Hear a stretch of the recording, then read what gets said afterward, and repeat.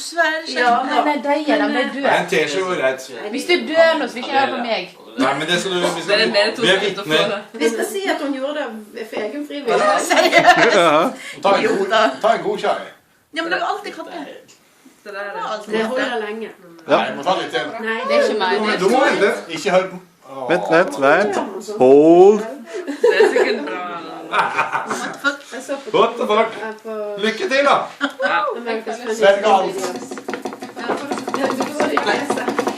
Nei da, hun spytter ikke ut, gjør hun det da? Vi håper ikke. Og det var ikke en god idé.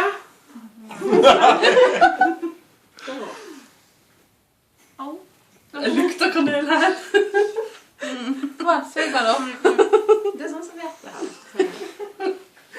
Nå svelger vi litt. Det svir på tunga også. Den opp. Husk å svelge. Nei, du må svelge det. Det svir sikkert ikke i halsen. Hvor skal du svilte den? Nei, hvorfor svilte hun? Jeg svelger så jeg er ferdig med.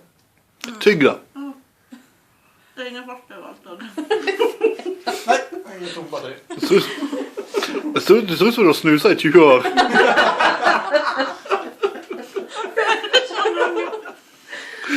Å, fy faen. Og grine. Alle opp til meg. Hvis du spyr, så er væsken der bort. mulig å svelge det? Jo da, mitt beste skal klarte det. Ja, men vi så det på America's Funniest Home Videos. Å, herregud. Det brukte veldig lang tid. Du skjønner hvorfor, eller? Forstår du hvorfor vi sier du ikke skal gjøre det?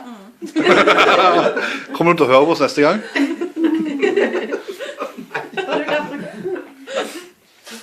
Dagens naturfagtime. Du begynner å bli litt rød i fjeset. Bare bitte litt. Må på blitsen. Nei, det må jeg ikke. Håper jeg ikke. Jeg har ikke sjans.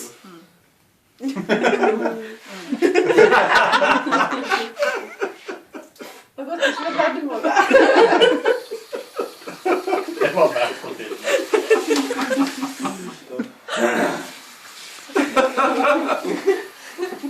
Det var litt dumt, var ikke det? Føler du deg smart nå? Det er lurt å skrape de heller før de sneider. Smakte mye bedre nå. Faktisk smakte bedre nå. Smakte bedre kald. Nei, ja. Holy fuck, det svir for faen. Kanel er jo sterkt. Nei da.